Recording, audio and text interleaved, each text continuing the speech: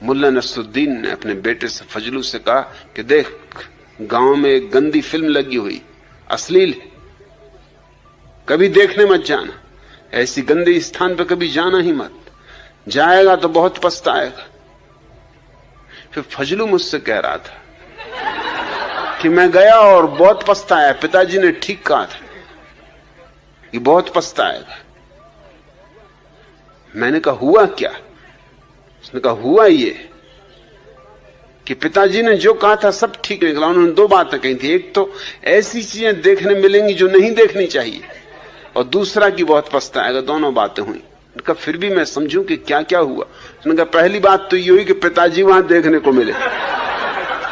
उन्होंने कहा था कि ऐसी चीजें देखने मिलेंगी जो नहीं देखनी चाहिए, और दूसरा मुझे देखते ही उन्होंने पिटाई की कि तू यहां क्यों आया। सो बहुत पछताया भी। हालांकि पिटते हुए मैंने इतना जरूर पिताजी से पूछा कि आप क्यों यहां आए, तो उन्होंने कहा मैं तुझे देखने आया कि कहीं फजलू गया तो नहीं है। क्या क्या मजे दुनिया में चलते हैं। कलकत्ते में ठहरता था सोहनलाल दुगड़ के घर पर। वो कलकत्ता के एक बड़े करोड़पति थे। जब मैं उनके घर पहुंचा, वो मुझे लेने आए, तो उन्होंने पूछा कि आपके साथ कौन है? मैंने कहा ये मौनी बाबा। मौनी बाबा, इनकी क्या खूबी? मैंने कहा ये 30 साल से मौन। वो एकदम उनके पैरों पर गिरे। वो बेचारे सज्जन जो दुकानदारी करते थे, कपड़ा बेचते थे, और कपड़ा भी कुछ खास नहीं, कटफीस की एक छोटी सी दुकान थी। सोहनलाल दुगड़ जैसा करोड़पति उनके पैरों पर गिरे। सख्चाए भी। मैंने उनको इशारा किया कि सख्चाना मत, अब जब मौनी बाबा बन गए तो अब डरना मत, अभी तो बहुत कुछ होगा, ये तो शुरुआत। जब सोहनलाल दुगड़ तुम्हारे पैर में गिरेंगे तो अभी तुम कलकत्ते के सब मारवाड़ियों को गिरते देखोगे, तुम घबराते क्या? तुम रुको जरा। वो तो इतने घबरा गए कि वो मुझे हाथ से धक्का मारेंगे, भैया ये बात ठीक नहीं।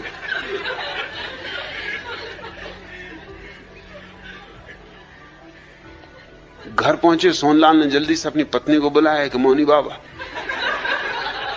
मोहल्ले के लोग इकट्ठे हुए कि मौनी बाबा है, 30 साल से मौन, और मौनी बाबा पे जो गुजर रही वो मैं जानू कि वो रात का वक्त देख रहा है कि कब रात आए, अपने दिल की मुझसे कहें। जैसे ही रात आई, दरवाजा जल्दी से बंद करके मेरे पैरों पर गिर पड़े और कहा कि मुझे माफ करो, मुझे ये काम करना ही नहीं, मुझे जाने दो, मैं तो अभी भागे जाता हूं, रात को चुपचाप निकल जाऊंगा। ये क्या झंझट मेरे पीछे लगा था। इतने इतने बड़े लोग जिनके घर मुझे अगर मिलने भी जाना होता तो कोई मिलने नहीं देता, चपरासी भीतर नहीं घुसने देता, और मेरे पैर पे गिरते तो मुझको बड़ा संकोच लगता है। और स्त्रियां, उनकी सुंदर से सुंदर स्त्रियां मेरे पैर छू रही, ये क्या करवा रहे हो आप? उनके मैं कुछ नहीं करवा रहा हूं, ये मैं तुमको बता रहा हूं कि कैसी कैसी बेवकूफियां इस देश में। तुम भी उन्हीं बेवकूफों में हो जिसकी तुम 20 साल से पूजा कर रहे हो, और तुम तो अभी सिर्फ 5-6 घंटे ही मौन रहे हो। ये चमत्कार, अभी तुम 3 दिन रुको तो अभी तुम देखना इलाज शुरू हो जाएंगे, बीमारियां ठीक होने लगेंगी। अरे उन्होंने कहा आप क्या कह रहे हैं, मुझ में कोई चमत्कार नहीं, कोई शक्ति नहीं। तुम, मैंने कहा फिक्र ही मत करो, सब आ जाएगा।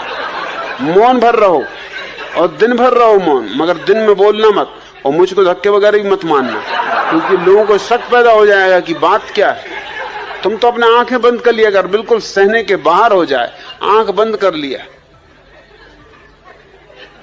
अपने भीतर ही भीतर नमोकार मंत्र पढ़ने लगे कि होने तो जो हो रहा। 3 दिन में तो उनकी डुंडी पिट गई, अखबारों में फोटो आ गए। रात को मुझे फोटो दिखाएं कि क्या करवा रहे हो। अगर मेरे घर पता चल गया,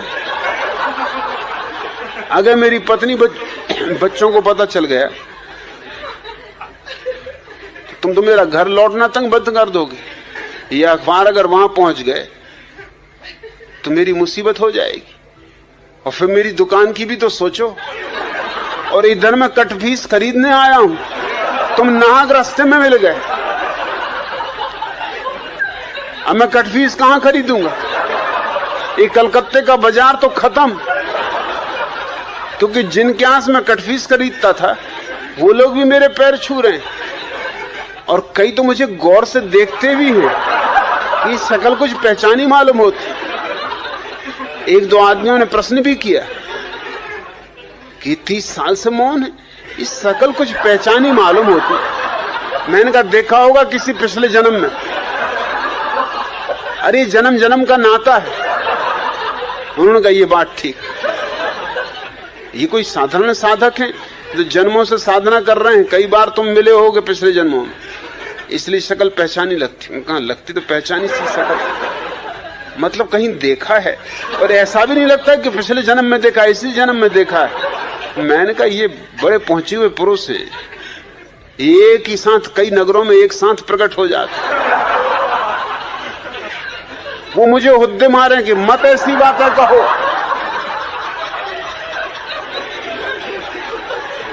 मेरी कमीज खींचे, मत कहो भैया, ऐसी बातें मत कहो, ये बिल्कुल झूठ बातें हैं।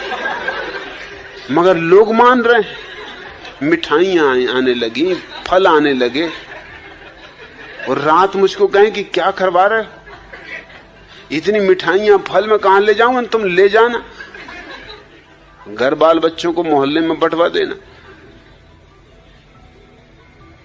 स्टेशन पर जब उनको लोग छोड़ने आए, कटफीस तो वो खरीद ही नहीं पाए, क्योंकि अब कहां कटफीस खरीदे? कोई देख ले कटफीस खरीदता कि मौनी बाबा कटफीस खरीद रहे हैं।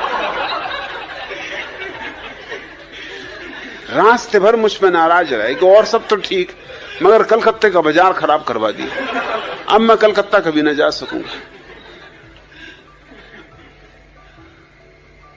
मैंने उसका तुम घबराओ मत, तुम एक काम करो, दाढ़ी बढ़ा लो, अगली बार जब कलकत्ता जाओ दाढ़ी मूछ बढ़ा के चले जाना।